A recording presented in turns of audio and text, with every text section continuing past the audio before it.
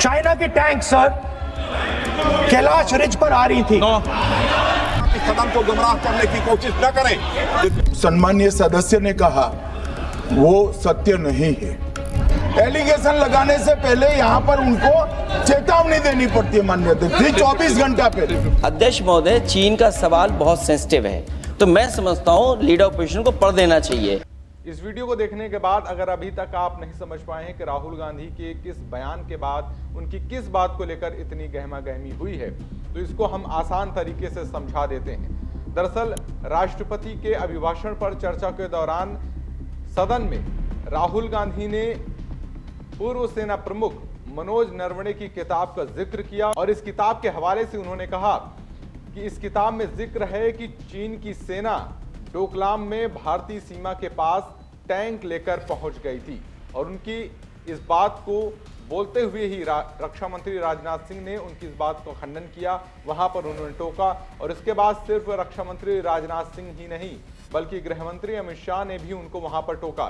इसके पहले लोकसभा स्पीकर ने भी उनको वहां पर टोका इस बात को लेकर। आखिरकार क्या कुछ ऐसा है इस किताब में जिसको लेकर इस तरीके की गहमा गहमी देखने को मिली और ये हंगामा 44 मिनट तक लगातार यूं ही चलता रहा। क्यों इस पर इतना हंगामा मचा हुआ है? दरअसल राहुल गांधी जिस किताब का जिक्र कर रहे हैं वो किताब अभी तक पब्लिश नहीं हुई है और सदन की नियमावली के अनुसार अगर कोई ऐसी किताब जो अभी तक पब्लिश नहीं हुई है उसका सदन में जिक्र नहीं किया जा सकता। अगर आप किसी पर आरोप लगा रहे हैं तो सदन की नियमावली ये कहती है कि आप पहले लिखित में उसको देंगे लोकसभा स्पीकर को, इसके बाद ही आप आरोप लगा सकते हैं। लेकिन राहुल गांधी ने जिस तरीके से सदन में मुद्दा उठाया वो अपने आप में नेता प्रतिपक्ष के दायित्वों पर कई सवाल खड़े कर देता है। क्या राहुल गांधी सदन को भी एक चुनावी मैदान में बदल देना चाहते हैं?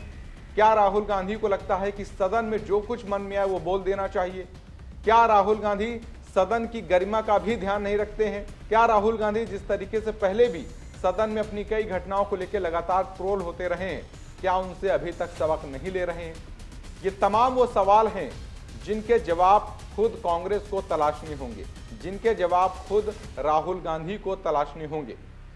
सदन में पूरी कार्यवाही चल रही थी और जिस तरीके से आपने देखा इस वीडियो में, पहले इसके बारे में और जिक्र करें, एक बार फिर से वो वीडियो आपको दिखा देते हैं कि किस तरीके से राहुल गांधी के बयान को लेकर जो कुछ उन्होंने आरोप लगाए इसको लेकर गहमा गहमी सदन में हुई।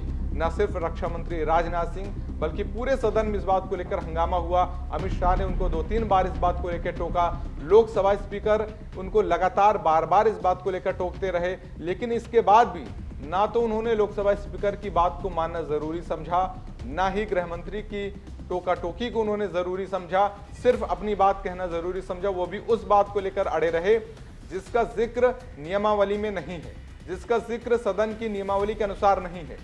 जो किताब अभी तक पब्लिश नहीं हुई है उसको लेकर वो ऑथेंटिक कह रहे हैं, ये ऑथेंटिक डॉक्यूमेंट है जिसको लेकर अभी जांच चल रही है कि जो कुछ उस किताब में कहा गया, लिखा गया है, क्या वाकई में वो है सच या सिर्फ ऐसे ही लिख दिया गया है।